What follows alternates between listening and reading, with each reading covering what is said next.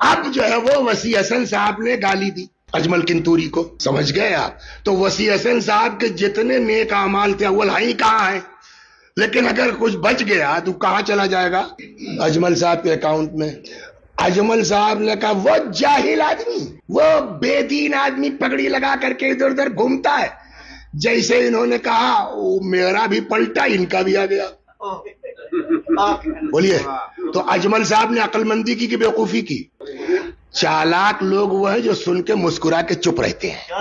صلوات جانے میں نے کہا یہ چیز اگر یہ کانسیپٹ کلیئر ہو جائے کہ اگر ہماری کسی نے برائی کی ہے تو اس کے نیک اعمال ہمارے اکاؤنٹ میں آ گئے ہیں، تو ہم ادھار لے کے تو جلدی 50 روپیہ واپس نہیں کرتے، اور اچھا خاصا اس کا حج آ گیا تمہارے اکاؤنٹ میں، یار کیوں بیوقوفی کرتے ہو واپس کرنے کی؟